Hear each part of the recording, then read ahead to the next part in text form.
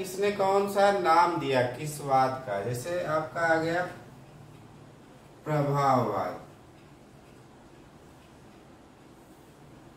ठीक है। अब प्रभाववाद नाम किसने दिया, तो लुई लेराय ने, क्योंकि इसके पहले जो एग्जाम हुआ है 16 और 21 में ये आया है, तो एक जगह करते जाइए। प्रभाववाद का नाम किसने दिया, लुई लेराय ने। अब नव प्रभाववाद का नाम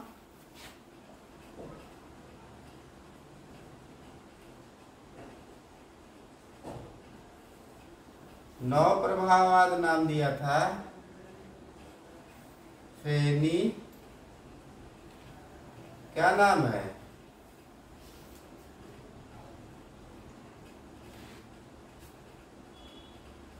क्या,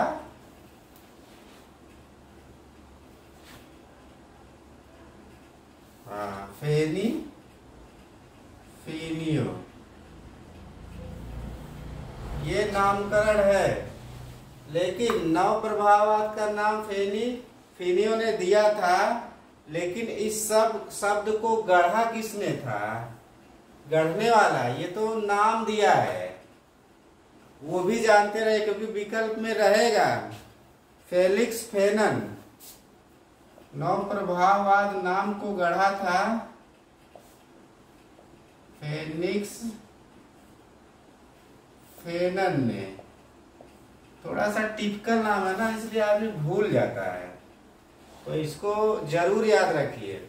आएगा, लगाना पड़ेगा, आया भी है।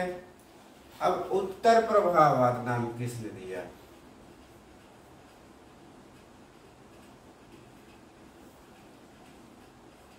कहाँ पे,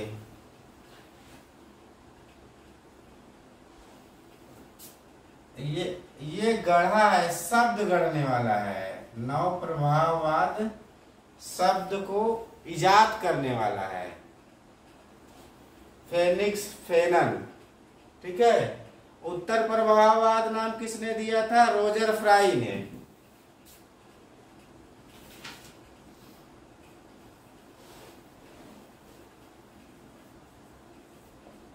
और प्रचारित किसने किया, क्लाइव बेल ने। अब इसके बाद भी है, जैसे प्रतीकवाद हुआ, घनवाद हुआ, तो आता है ऐसे, तो ये जरूर याद रखिए। इसको ऐसे बना के लिख लीजिए और याद कर लीजिए।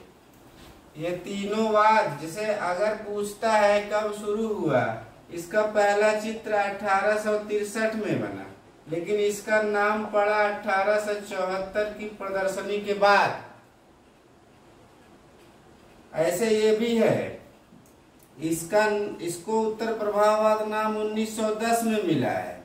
डेट इसलिए बता रहे हैं क्योंकि ये यहां से प्रश्न ज्यादा आएगा। एक तो यहां से कम आता है, यहाँ पे जार सोरा है और पालसिन्याक है, दो आर्टिस्ट है, 2 या 3 प्रश्न यहाँ से आया है।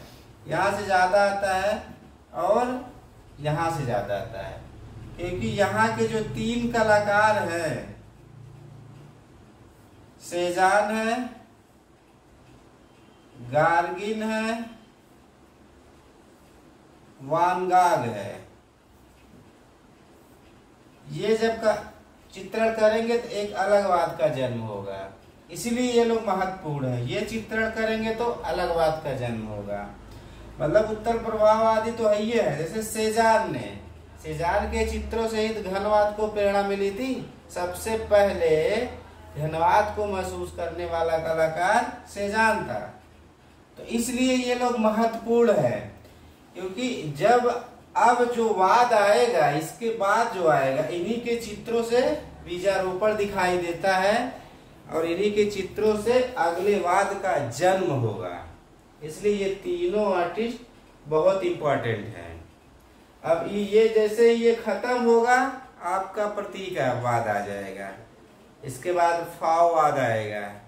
अब देखिए सेजान की मृत्यु 1906 में हो रही है। उसी समय भारत में राजा रवि वर्मा का देहांत हुआ था। 1905 में आया था फाववाद का जन्म हुआ था और 1891 में प्रतीकवाद को जन्म हुआ था। तो ये भी याद रखने लायक चीजें हैं, उससे कॉन्सेप्ट क्लियर होता है और प्रश्न आप आसानी से हल कर सकते हैं, गलत नहीं होगा अगर ये सारी चीजें याद हैं तो।